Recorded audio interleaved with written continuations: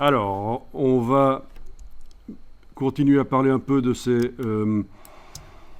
choses ici, ce médaillon qui attire le regard, qui indique que tout ce dont on parle là, c'est nouveau. Vous allez sélectionner l'étoile verte, là, enfin une autre couleur chez vous, peu importe. Donc, allez-y, sélectionnez-la. Pas le groupe, bien sûr. Il faut descendre dans le groupe pour sélectionner l'objet qui contient ce vecteur qui vient d'Illustrator.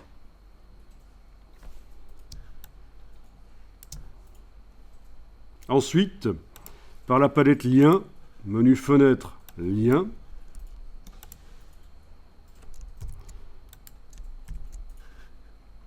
ou même pas par la palette Lien d'ailleurs.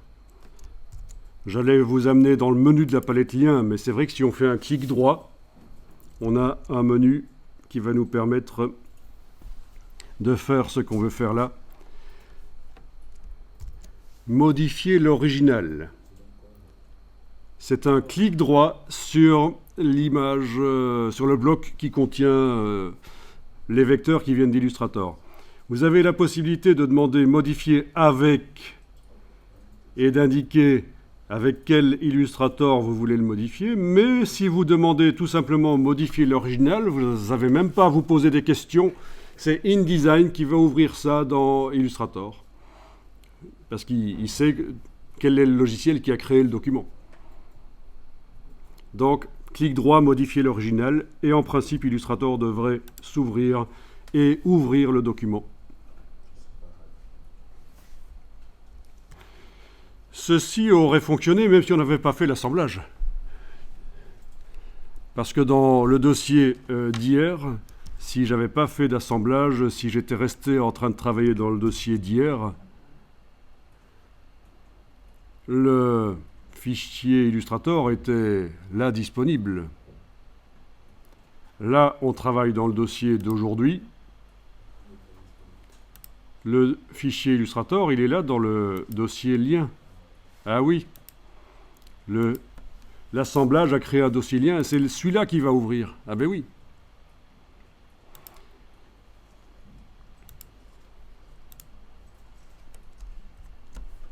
On va d'ailleurs le voir.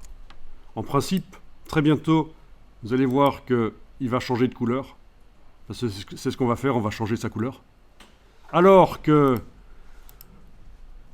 ce qui se trouve dans le dossier d'hier et qu'on n'est pas en train d'utiliser, il ne changera pas de couleur.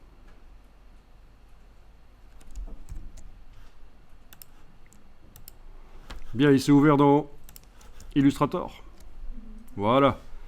Allez-y, changez sa couleur. De fond. Ah oui, vous pourriez lui mettre aussi un contour si vous voulez. Vous pourriez aussi lui mettre un contour. Oui, au niveau de la couleur, je vous rappelle que ce sont des couleurs pas vives ici et que vous pouvez en créer des vives par le menu de la palette nuancier, nouvelle nuance.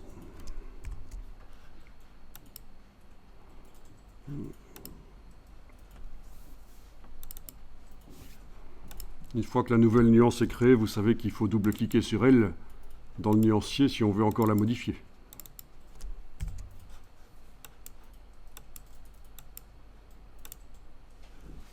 Case aperçu coché, ce sera encore mieux.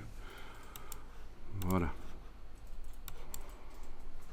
Vous avez modifié la couleur?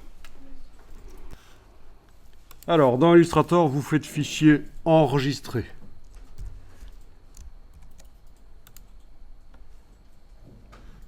Et vous allez vers InDesign et vous devriez remarquer que la couleur a changé. Vous pouvez tester plusieurs fois. Oui, vous pouvez tester différentes couleurs. Et chaque fois, voir ce que ça donne dans InDesign. Est-ce que ça se met à jour chez vous quand vous avez changé une deuxième fois la couleur? Non, ça ne se met pas à jour? Quelle misère, hein? Fichier enregistré. Et vous retournez dans InDesign et la mise à jour ne se fait pas, vous avez le petit triangle ici. Essayez de double-cliquer sur lui. Un simple clic fonctionne en fait. À la place du triangle qui dit que le lien n'était pas à jour, vous avez une chaîne, c'est le lien. Parfait. Alors essayez ceci aussi dans Illustrator, modifier la forme.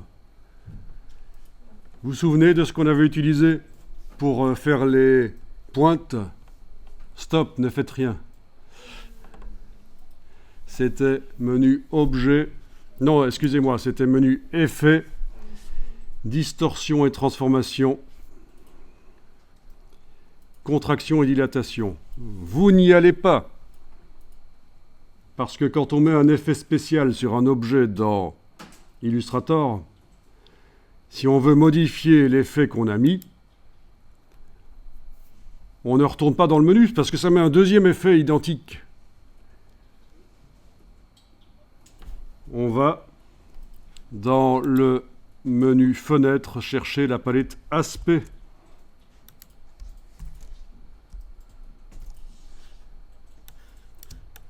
Allez-y.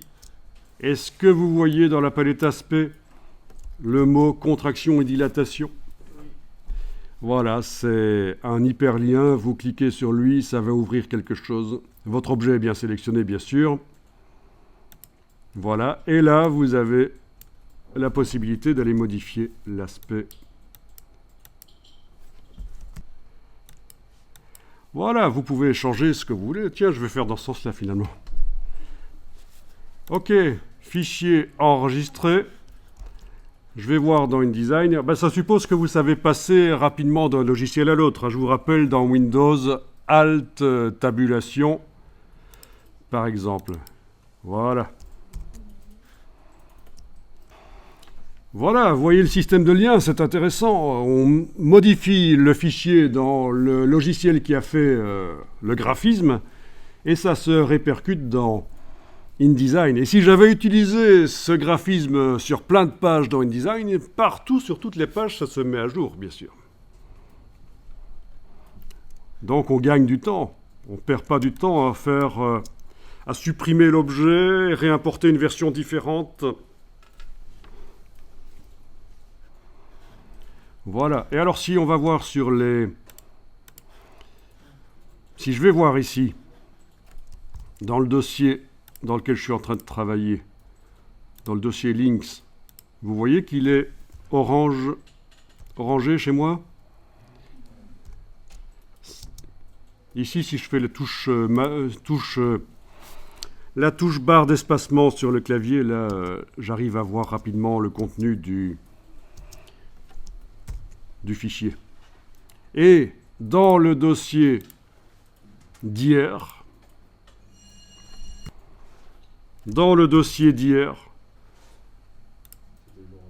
il n'a pas été modifié, lui. Logique, vous comprenez un peu, hein? On a deux fichiers qui portent le même nom. Il y a dans le dossier d'hier, mais maintenant, c'est deux fichiers vraiment différents. C'est possible parce qu'ils ne sont pas au même endroit. S'ils étaient dans le même dossier, on ne pourrait pas avoir deux fichiers qui ont le même nom. Là, le système, l'ordinateur l'empêche, il dit qu'il y a un problème. Mais comme ils sont dans deux dossiers différents, c'est possible. Donc, ce qu'il faut bien comprendre, c'est que vous devez avoir absolument de l'ordre dans vos dossiers. C'est super important, n'est-ce pas? De l'ordre dans les dossiers. Arriver à retrouver ce que vous avez fait, c'est vraiment essentiel. Comprendre ce que vous faites. Et faire des copies de sécurité aussi, au cas où le disque dur ne fonctionne plus à un certain moment. Ça fait partie du boulot de l'infographiste, de la personne qui travaille sur l'ordinateur, de l'assistant publicitaire. Voilà.